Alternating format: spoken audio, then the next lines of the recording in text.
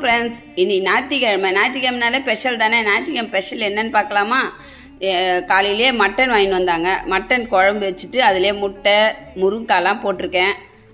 கொத்தமல்லி போட்டு நல்லா கொதிக்க வச்சு இறக்கிட்டு காலையில் டிஃபன் வேலை முடிஞ்சுது. சரி, மதியானம் லஞ்சுக்கு சுட சுட சாதமும் ரசமும் செய்யலான்ட்டு ரசம் முதல்ல செஞ்சு வச்சிட்டேன். சரி, எங்கள் வீட்டில் ஒரு மீன் வாங்கிட்டு வந்தார்.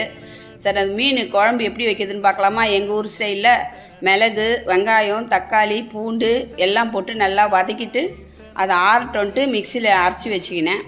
எண்ணெய் ஊற்றிட்டு சீரகம், கடுகு, கொஞ்சம் 2 வெந்தயம் போட்டு கருவேப்பிலை போட்டு நல்லா வதங்கிட்டோன்ட்டு அந்த அரைச்சி வச்ச பேஸ்ட்டை போட்டு நல்லா வதக்கிட்டோம். எண்ணெய் பிரிஞ்சு வர மாதிரி வதக்கிட்டு அதில் கொஞ்சம் மஞ்சள் தூள் போட்டேன். அதுக்கப்புறம் மிளகாத்தூளும் போட்டு நல்லா வதக்கிட்டு நான் முதலே புளி கரைச்சி அதிலே உப்பு போட்டு கரைச்சி வச்சுருந்தேன். அதை எடுத்து ஊற்றிட்டு அந்த இதுலேருந்து நான் சட்டிக்கு மாற்றிட்டேன்.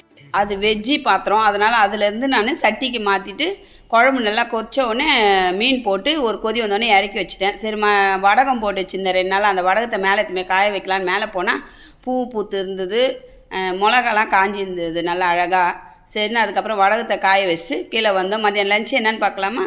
சுட சுட சாதம், ரசம், அப்புறம் மீன் குழம்பு. அந்த மீன் குழம்பு பாருங்கள், சூப்பராக இருக்குது. குழம்பு ஊற்றிக்கின்னு அந்த மீனை வச்சுக்கின்னு சாப்பிட்டு பாருங்கள், நல்லா டேஸ்ட்டாகவும் இருக்கும். இதை நீங்களும் ட்ரை பண்ணி பாருங்கள்.